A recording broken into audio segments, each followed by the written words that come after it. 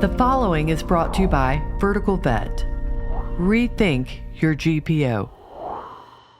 Hello, VerticalVet family. I am Dr. Ernie Ward, Chief Veterinary Officer for VerticalVet, and I am thrilled to bring you another episode of VerticalVet's Business Academy. And this is content that we are primarily targeting practice owners, practice managers, decision makers in the clinic to help you make decisions that can elevate your clinic. And one of those topics, one of those decisions we have to make on the daily is, what do we order? How much do we order? How much do we pay? How do we pay? I mean, all the things around inventory. And guys, if you are in any business that does retail sales, inventory management is one of the more important topics that we need to discuss. And too often in a busy veterinary practice, especially independently owned with limited human resources, this is something that just kind of gets delegated to the PIMs and reorder points and really doesn't optimize our profitability. So at VerticalVet, our entire team really is focused on topics like this to help you do a better job. And today, of course, we've got one of our partners, Inventory Ally.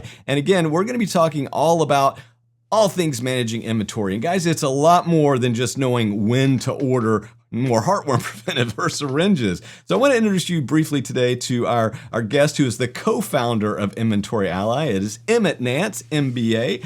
He spent nearly 20 years improving veterinary hospital operations, and he started way back with Banfield as a hospital manager, where he went on to get his MBA. He did a Six Sigma Black Belt, which is very impressive, my friend, and a project management certification. He then was SmartFlow COO, great product. Many of us benefited from them over the years, and he helped hundreds of clinics streamline their workflows and appointments, and man, it just made life a lot easier on a lot of levels. Seeing inventory was a major challenge. He co-founded Inventory Ally, a comprehensive inventory management program designed to reduce inventory costs and save time. Emmett, those two phrases right there, reduce costs, save times, music to my ears. Thank you so much for joining us. Oh, I love that. Thanks so much, Ernie. Yeah, our goal is to save time, save money, reinvest in yourself so you can thrive and prosper. So that's our goal, for sure. Well, you know, Emmett, this is not a new topic to most of us. I mean, in fact, if I go back into the 90s and look at my archive of articles for veterinary economics back in the day, you know, I kind of realized that about 20% of the stuff I was writing in the 90s was around this exact topic, managing inventory. And back then, you know, Emmett, we were in the first wave of sort of big retail products. And we're talking about heartworm preventives, pain medications that were suddenly taking off in the public eye, right? And so vets, you know, up until that time, I would argue, you know, we had a considerable amount of inventory, but not like we have today. And this was that beginning. And so I guess I'd like to kind of start off today with that topic around COGS. And I know, Emmett, that a lot of vets hear this term, but I want you to do two things. I want you to explain to veterinarians in as simple terms as possible what the cost of goods sold actually is, how do we calculate it, and why, Emmett, this is an important metric to take note of and monitor actively, because, you know, I see a lot of vets, they will throw out a COG, and on a follow-up question, Emmett, I feel like they don't really understand. So start us off with what is it and why is this so important? That's a fantastic question. So what is cost of goods sold? It's actually a tricky question within this space, because we talk about retail environments. It's pretty easy when you buy a product, sell a product, you know, replenish that product. But we're much more of a service business design, where you have some retail, but a lot of product is actually consumed in-house or it's delivered as part of a service package. So you got different ways that the inventory is actually consumed and that you generate revenue off of it. So generally, the definition cost of goods sold is recognizing the cost of a product at the time you sell it and how much money or profit you make off of that. But we're not able to do that because of the complexity. So most of the time, cost of goods sold is measured as a total spend on inventory, most inventory, relative to total revenue that's generated on the P&L, generally on a monthly basis. So that includes revenue generated not only by the products, but by services and other sources as well. So that's usually what we're looking at. So when you hear like 20% or 25% cost of goods sold, it's really looking at the total spend on inventory relative to total revenue generated within that time. And I want to just jump in there because I know you're about to elaborate on this, but you're so right.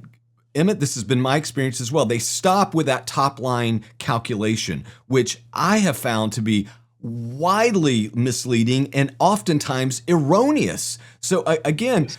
I want to just dial back and dig in a little deeper because look, it's a shortcut. You can do this easily through your software. But if you just look at total inventory cost and match it up against revenue, especially on service, I mean, oh boy, that is problematic on so many levels. So again, just dig in a little deeper because I know there's a lot of good folks out there watching this that they go, okay, but Yes. that's how I thought everybody did it. Well, it is generally the general accepted terms, but it actually adds a lot of complexity because you'll hear terms from 12% to 30% cost of goods sold. So what's included, what's excluded? How are you measuring it? You often have net terms on payables. So you might pay something in August that you sold in June. And so those are disconnected and such as well. So what we tend to advise is we're going to optimize replenishment. But what we're going to advise on improving cost of goods sold is really starting to dig into some of the next level opportunities that result. I don't have a good solution as far as tying exactly what you spent to what you sold at the time of sale. We are working on some of that level of detail. But what we really look into is looking at pricing strategies. So if it's going to be lumped together as far as revenue goes, you can start to understand the mix of sales, revenue, service versus goods. You can then break it down. So when you code it correctly with GL accounts, then you can start to recognize revenue generated with at least with the GL level and the costs associated with products within that GL level as well. So you get to start to get a finer tune, and that's where you start to then optimize your margins. But you're going to have a pricing strategy and keep in consideration the impact of sales revenue as well as goods revenue. Gosh, I love that. And Vertical Vet Family, this is why we want to make sure you're talking to folks like Emmett because there's a lot more complexity and nuance to this. And again, applying just a broad rule of thumb to this stuff can really mislead you. Now, two things. I want you to dig in on GL because, again, there might be some newer folks out there that aren't familiar with some of this terminology and jargon. And then the other thing is I want you to just very briefly discuss how tying it to a service sector actually that's the end goal. Like that's the holy grail. I know you guys are working on that. But even back, 25 years ago, we were taking some big categories where we had a lot of goods that we had to consume or sell during that transaction or delivery of service. So maybe talk to us a little bit about things they can do to start to identify, but also some of that basic, terminology around GL and again, even as you mentioned before, COGS, depending on the context, can have this wide swing, which again leads us back to 12 to 30%, which is not helpful. Yeah, when it's a wide swing, you don't have a benchmark to compare yourself against. You don't really know where to start. I had a conversation with a hospital just a couple of weeks ago who was doing fairly well, but when I really started to benchmark their results to other benchmarks, we were able to uncover where they had some opportunity to improve their sales mix, improve their margins, remove certain therapy offerings that were losing money, things to that effect, because it was all lumped together. So breaking it down by the GL is really important so you can start to understand what it actually is, where you have opportunities, but benchmarking against others is going to be really important too, because otherwise you're comparing to yourself, which doesn't give you a whole lot of insight. Now, when we talk about GL, I'm talking about the general ledger account. Most folks are familiar with the AHA chart of accounts, and it's a good standard so that you can start to map against those. That gives you some of that comparative insight and the opportunity to understand, do you have room for improvement?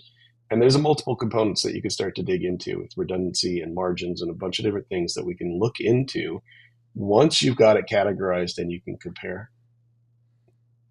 Yeah, and Emmett, I'll tell you, getting your SKUs, your ledger correct is just the first step. I mean, and it unlocks so many other opportunities, but you got to at least you got to have garbage in, garbage out. You got to get some clean data in so you can get some clean analysis out. I also want to lead you hinted at it, but I also find the frequency of monitoring to be critical when it comes to COGS. I mean, I was just talking to a practice owner and, she was kind of complaining. She says, I sat down with my annual review with my accountant, which already my mind is blowing because we missed, 364 days to actually take change. Talk to us about what do you recommend as far as frequency? I mean, do you do it on the daily, on the hourly, on the weekly, on the monthly, on the quarterly? I mean, what are some of your best practices around actually monitoring COGS? Again, as difficult as it may be, but how often should we go back and take a peek? Yeah, well, I recommend when you're looking at your cost of goods sold, that should be a monthly review. So you should have, when your books are done for the month, you should be able to take a look and then look at the trends on your COGS. But at least every quarter is what I would recommend, minimum twice a year. But I recommend each quarter at least taking a look at some of the deeper level pieces of it, which is going to be redundant formulary. It's going to be your rebate programs, the opportunities you have with your suppliers, your GPOs to be able to understand opportunities that you may be missing. You're going to look at your service mix. You're going to review margins. And this is one of the most important ones because I see hospitals will update their prices once a year, maybe more frequently, but not that often. Yet the products are increasing in cost regularly. So every time the cost of the product goes up, but you don't raise your price, then you're eroding your own margin and you're eating the cost of that increase. And so looking at that is what I'd get down to a daily. So one of the things Inventory Ally does is it highlights the items that you've purchased recently that had a cost increase to make sure that you go back and you modify your prices so you don't lose that margin. So it really depends on what you're looking at, but each of those components probably have a little bit of a different frequency. The other thing that I'll offer there is a lot of folks might be familiar with the concept of an ABC analysis. And so ABC is identifying the products in your hospital as high impact, low impact. One of the things that we like to do with Inventory Ally is we'll take your highest volume, highest cost items, and we'll replenish them and monitor them on a weekly or every other week basis. Whereas your low cost, low volume items, we're going to look and replenish those every 4 to 12 weeks, such that you're not spending a ton of time on those. You're ordering a little bit more in bulk, but it's just generally your 80-20 rule. Your 80% impact, focus on those more frequently.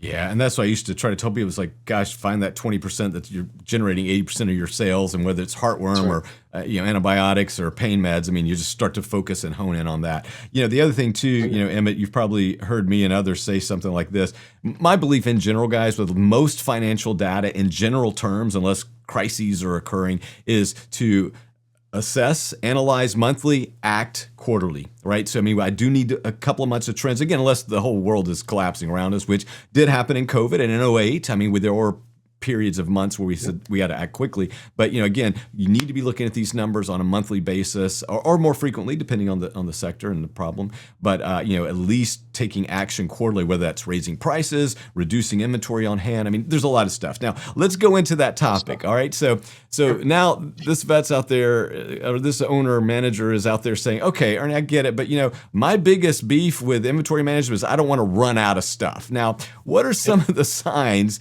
that, okay, not running out of stuff is super important and critical, but what are some of the signs that you tell vets to look forward to say, hey, man, maybe your costs are out of whack. Again, maybe your carrying costs are just too high. What are those little nuggets that you say, hey, these are things you should look for?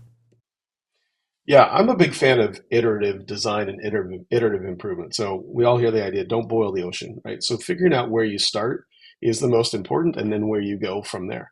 So the first thing I generally ask is, are you feeling overwhelmed? Are you feeling stressed? Do you have a hard time taking vacation and not being bothered for inventory replenishment? Because what we find is most hospitals that we work with are in a state of reactive replenishment. So they're spending time every day kind of scoping the hospital to understand if they're running low on something, and then they build multiple orders throughout the week. So very reactive.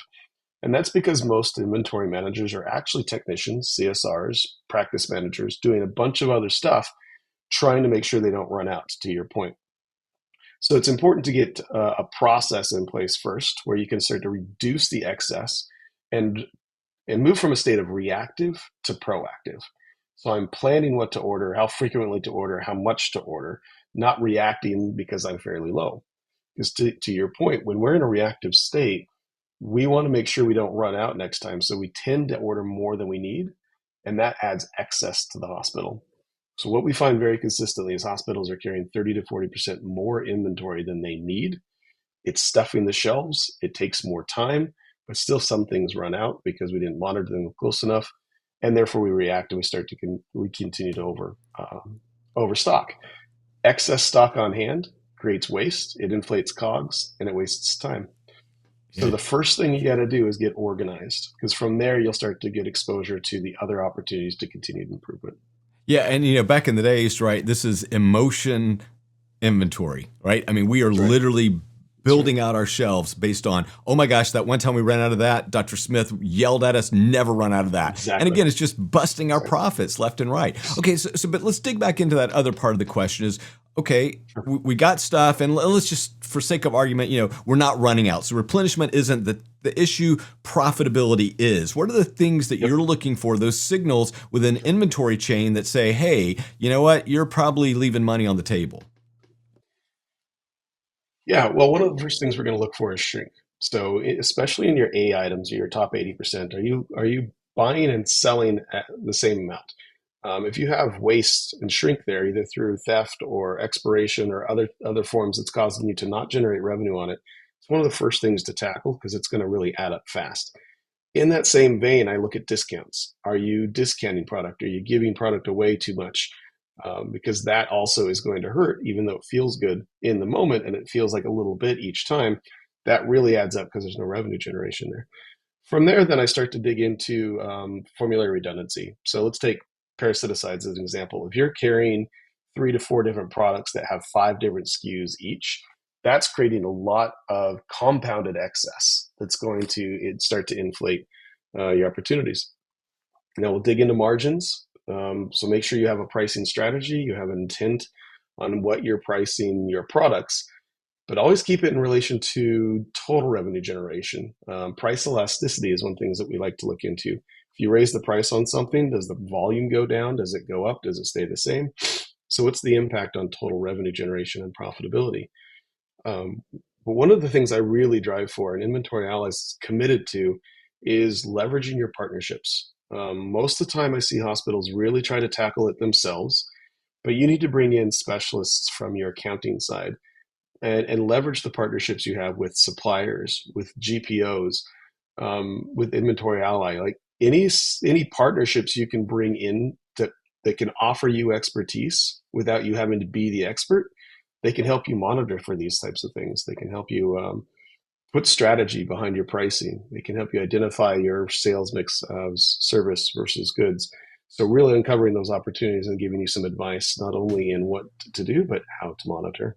Yeah, and this is pure profit. I mean, this is why I like these Pure plays profit. so much, because this just translates directly into That's right. profit that you can distribute how you want. Well, I want to go now to a slightly different question. This is where I really want you to explain to Vertical Vet Family how Inventory Ally can help them, because I think too often they go, well, you know what? I've already got a PIM system. All I have to do is run a report, and Yes. it looks pretty simple to me. It's like, how many do we sell? How much do we earn? I mean, it's not that easy, guys. And look, coming from back in the day when I had an elaborate system of Excel spreadsheets to try to do this, I am so envious of today's technology. But go back and just, again, explain to the Vertical Vet family why you can't just trust and rely solely on your PIM system, and why a service like Inventory Ally makes a lot of sense, if for nothing else, from a profitability standpoint. Yeah, great question. I appreciate it. And it's exactly why we built Inventory Ally. I've been doing this 20 years, large scale, small scale. Um, PIMS cannot manage inventory in a service environment. So veterinary medicine is really about delivering a service, and you use goods to do that. And some of those goods are sold as retail. A PIMS is designed to receive order and then deduct against those orders as you sell. But half of the volume of your inventory is white goods. They're consumed in the hospital. They're not transacted at all. And so you generally find people are managing those separately. And then there's a lot of time and effort that goes into actually correcting the inventory on hand in the PIMS each time you go to try to use it or on a regular basis. Because in your service packages, it's trying to deduct what I this call static. So you've set up a package if you've done that, and it's trying to deduct, 5 gauze, 1 syringe, and 2 needles each time you do this procedure. But as we all know, it actually varies. And so the output in your PIMS is always inaccurate unless it's managing a retail item, which you buy one, sell one, replace one. So it's always wrong. And you spend a lot of time trying to correct it and make it work. So Inventory Ally is designed to not focus on the specific exact how much you have. It's designed to focus on the replenishment points, mins and maxes, so that you have enough and not too much. And that's the ultimate goal. You want to optimize for time and cost by making sure you have enough to do your business, but not so much that you have excess and waste. So that's really where we focus, is optimizing the turnover, making sure you have calculated safety stock based on total consumption patterns. And we just automate it. But that's been our main focus, because our belief is that A veterinary hospital is going to be successful when their customers come back and refer their friends. That's the ultimate goal. And the only way they do that is if you deliver exceptional service and quality medicine. And to do that, you need to make sure you're putting time and effort into that, not spending time and effort on things that can be manual and automated as inventory management.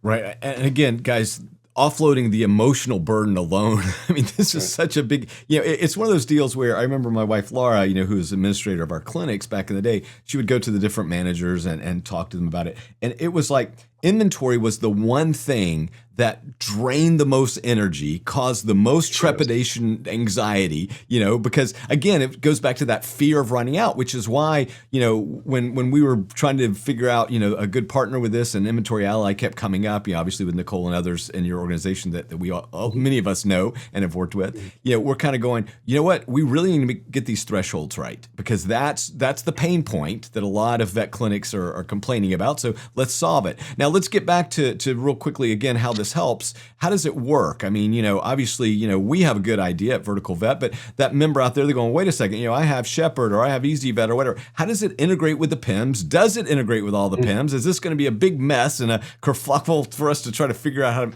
how does it actually work logistically, pragmatically? I appreciate that. And I can say that my experience with SmartFlow, I managed software at IDEX for 3.5 years.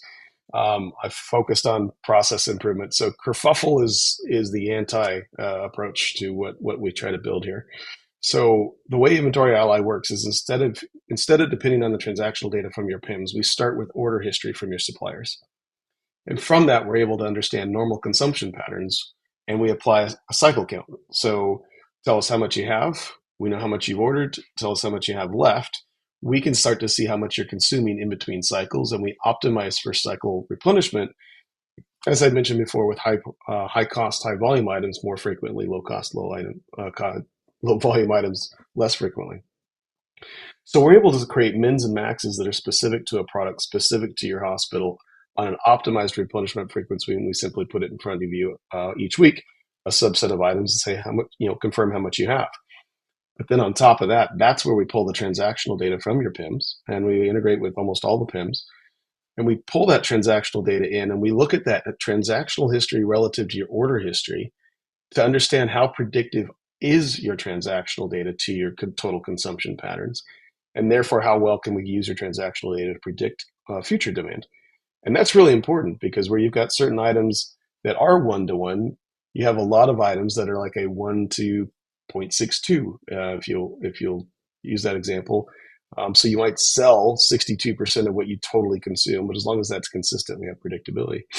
So we're able to then understand how much you have, how much you need, how frequently you need it. We simply create an order for you for those items, and then ask you to tell us how much you have of certain items that don't have transactional data. It's super easy. So we take it from like 4 to 8 hours a week cumulative managing inventory for most hospitals, down to our goals about 15 minutes by the end of this quarter, once a week. Yeah, and you should be able to do this, guys. I mean, these systems, they didn't invent something; they just streamlined and optimized it. So I love that. Emmett, it's kind of funny. I don't know. Sometime last year, I remember sitting around talking to some owners, and we were talking about inventory control. A lot of folks asked me advice, because back in the day we were still doing red tags, and I was a big advocate of that, because back in the day, especially before people had even PIMS, it was a way to just not run out and reduce some of that emotional turmoil.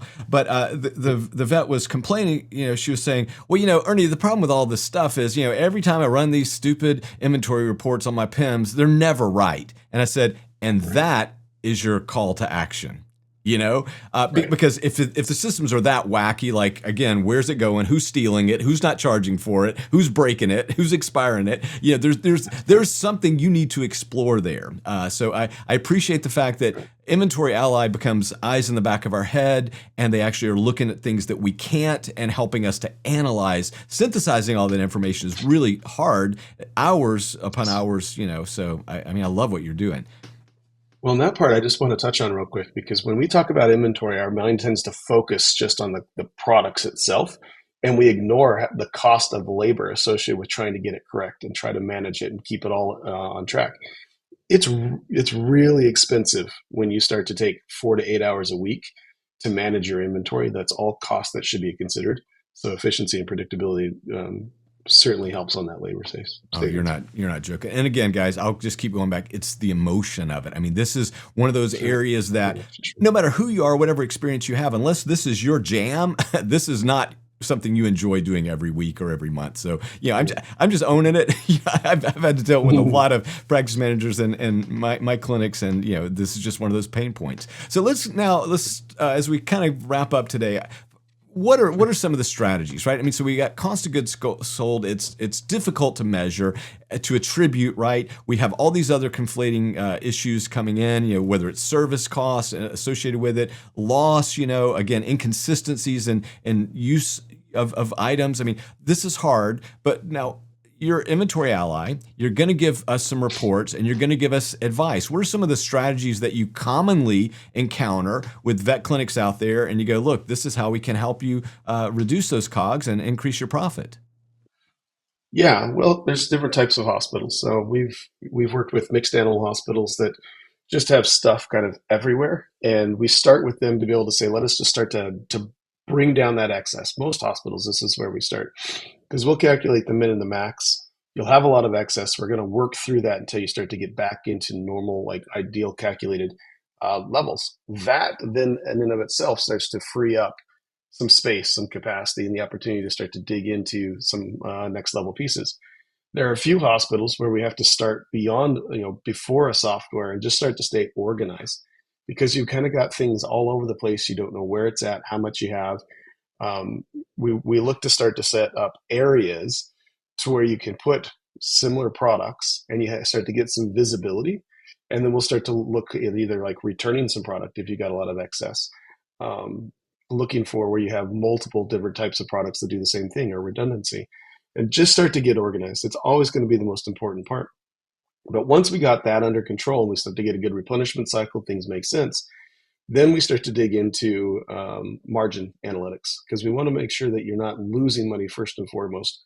Can't tell you how many times we've seen a product that is being sold for less than you buy it for, because you haven't kept up on the margins and you haven't kept track of cost increases over the time.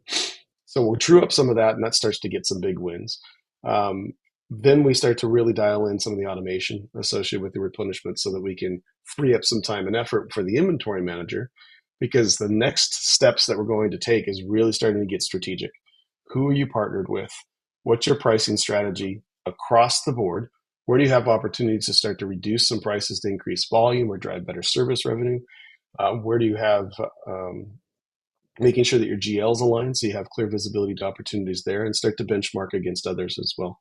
So all of those are kind of a series of events, but first and foremost, let's get started. Let's get everything mapped correctly. Let's start to benchmark ourselves, and then each hospital has its own opportunities from there. Yeah, and Emmett, I'll tell you, if you think you can just get organized on your own, you can't. Even back in the day, before Inventory Ally and these things, we still had to bring in outside folks to help us get this data. And to be fair, back then, the AHA chart of accounts was not widely accepted. We actually had used a different from another industry that we felt, So again, a lot of frameworks to work upon, but you really do need help. I mean, guys, and that's why we're partnering with Inventory Ally, because we know that you're so busy and we want to help you elevate your clinic and optimize your profitability, and this is one of those tools that can do it. All right, I can't. Yes, I can't leave today. I was just simply going to. Sorry. Yeah, no. Go ahead, Aaron. I was simply going to say that we've got most folks are going to start with the concept that the software is really hard, and that you're going to have to take a ton of time to dig through all the data. So I just wanted to offer real quick. Inventory Ally, the account can be set up and ready to go in about 10 minutes, because we'll look at all the order history, all the transactional history, we map everything. We analyze everything, we create the mins and maxes all within about 10 minutes. So getting started can be very simple and easy to do. And it's important to say that, because historically, it's always been complicated to get started and figure things out, or to take on a new software. So it's just really important to note that. Yeah, and you're right. And I'm glad you emphasized that, because, at VerticalVet, we are looking for solutions that are turnkey, right? I mean, very rarely do we partner with a provider where we go, it's going to be a lot of work, but it's going to be worth it in the end. We almost never say that to you guys, because we know that's not going to happen. And so with Emmett's team, I mean, they've been doing this a long time. They know exactly what what to do and how to do it quickly, and then to give you actionable insights. Because guys, at the end of the day, really where Inventory Ally shines to me is that last part, which is actually strategy and really helping you understand, what the basic mechanics of a business or profitable business are. So, I'm a fan, Emmett, and I love everything you've done. But I do want to just, as we wrap up today's conversation, I've mentioned multiple times inventory by emotion, the emotional aspects of this, the anxiety, the fear, trepidation leads us to make bad decisions in inventory. Just speak from your perspective. I mean, you've been in the profession for a long time, and you've worked at with a lot of different folks, and like you said, small clinics, large clinics, big businesses, and of course independently owned. How does this impact the team? I mean, I keep saying it, but I need some help here from you. What do we need to know? Well, keep in mind, cost of goods sold is the second largest expense on the P&L. And just at a high level, we know that from the business perspective, there's constraints on the opportunity to raise prices to generate more revenue. It's really competitive when it comes to labor. You have to have a great culture.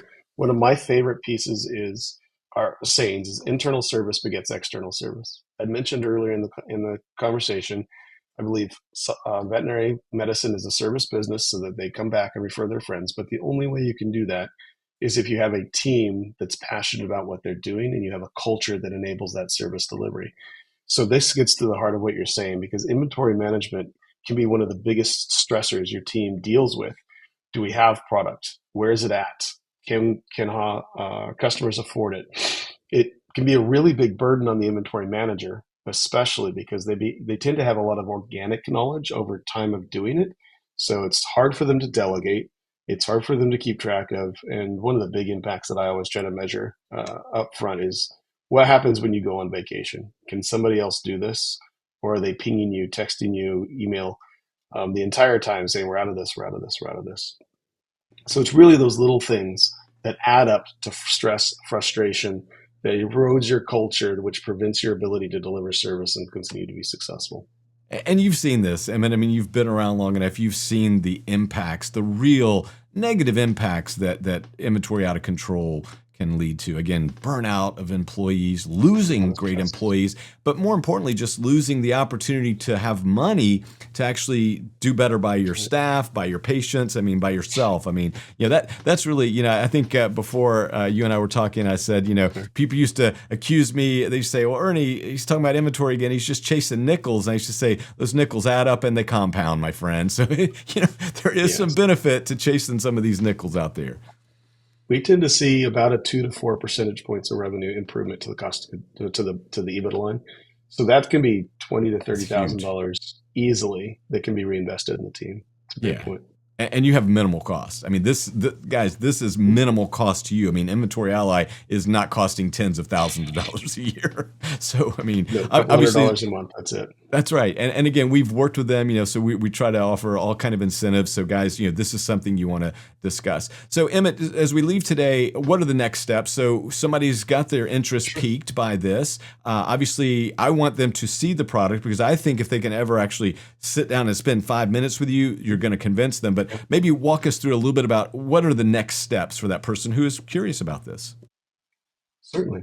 Well, certainly reach out to your VerticalVet partners. We've built a new partnership there, and there's going to be a lot of information and tools coming there.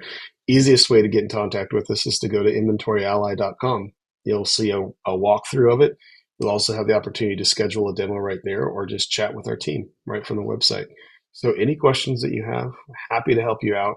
If you want to just chat about your inventory and where you are frustrated or you have difficulties, happy to just talk through that, show you how Inventory Ally might be able to work. And we start with a 2-week free trial. So there's no obligation. We can have you set up in just a few minutes so that you have something you can look at, use, and determine if this is the right solution for you. Then give it 2 weeks, give it a shot, and we'll be there holding your hand the whole way. Yeah. And guys, in my experience, very few people walk away after that 2-week experience not signing up, because there are a few use cases where, Emmett, where, you're going to go, okay, I get it. But most people are just like, oh my gosh, I did not know this existed. Thank you for solving this pain point for us. Emmett Nance, I got to tell you, it's a great conversation. These are the kind of conversations I like bringing before the VerticalVet family. I am at my foundation. This is about the business of medicine, and I want us to do better, because if we're not good business people, then we can't be good veterinary people. And so, right. you know, you're helping me do my job. Thank you so much. Well, thanks so much, Ernie. It was great to be here. Appreciate it.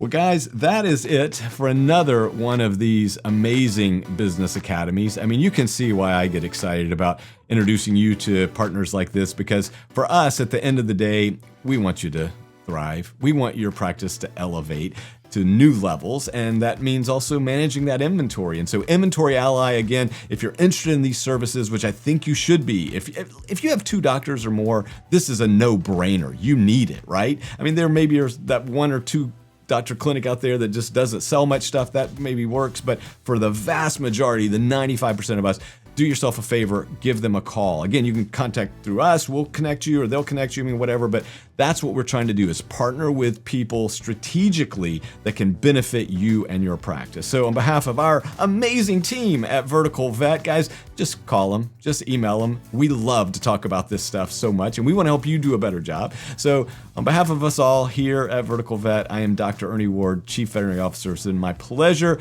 to bring you Inventory Ally Emmett Nance. Guys, Veterinary Business Academy is closed for today. Talk to you soon. Bye.